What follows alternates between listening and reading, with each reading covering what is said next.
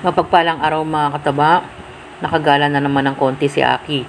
Isang taon na siya mahigit at yung huling gala niya mga kataba, 6 months pa lang siya noon. Siyempre hindi kami masyado nag-ESM kasi siyempre yung mga hindi naman namin talaga madalas ginagawa yung pag-ESM kasi kung kailangan lang.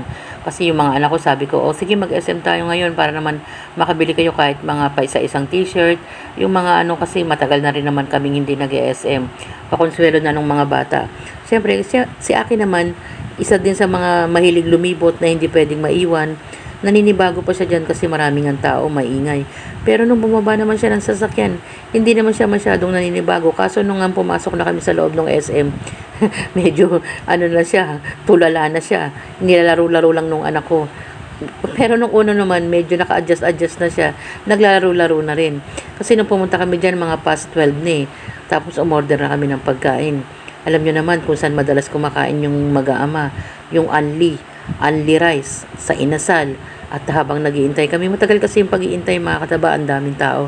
Kailangan mo talagang magtiyaga mag-intay kung gusto mo lumipat ka pag wala kang pasensya. So, ganyan yung ginagawa natin pag kumakain tayo sa inasal. Sabi nga, kung hindi mo kayang maghintay na matagal, lipat-lipat lang.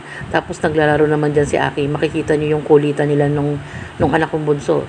Hindi na tinigilan si Aki. Hindi naman siya nangangagat eh. Alam din niyang harot-harotin eh. Marunong siya makipaglaro.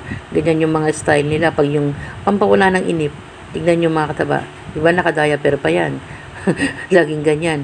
Hindi pwedeng wala siyang diaper. Nakakailang diaper pa yan minsan sa isang araw. Pag umaalis kami, nauubos niya yung isang supot. Kunwari kinakagat-kagat niya, pero hindi. Pero galit na siya niyan. Asar na siya niyan. Sabi niya siguro sa isip niyo, tignan niyo yung mata niya. Tignan niyo yung mata. Marunong na rin makipagharutan. Di ba, tingnan niyo. Yung mata niya hindi na maipinta. Kung pwede, sabi niya siguro kung pwede lang kagatin to, kakagatin ko to eh.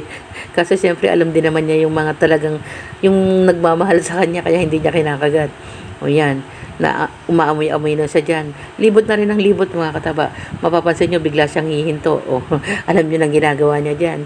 Either umiihi o ano. Kasi pag ganyan tumigil siya, meron siyang ginagawa. Tapos ka na ba? Okay na? Ayos na? Lakad uli. Diba?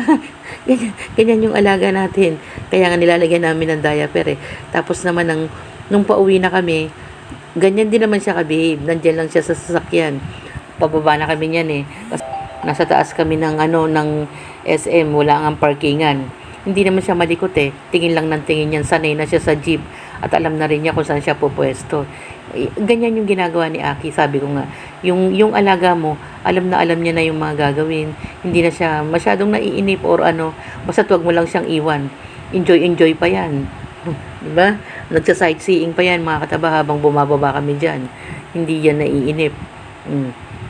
Ikot lang ng ikot. Basta't bigyan mo lang siya ng inumin, ng pagkain. Hindi yan basta-basta maiinip. Diba? Pil na pil niya.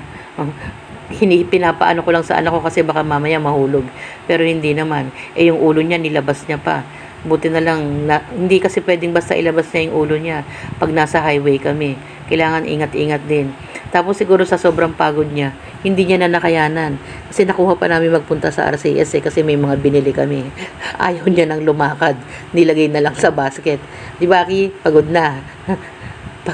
Ang dumi na pati paa, kakalakad. Yan mga kataba, ang simpleng gala ni Aki.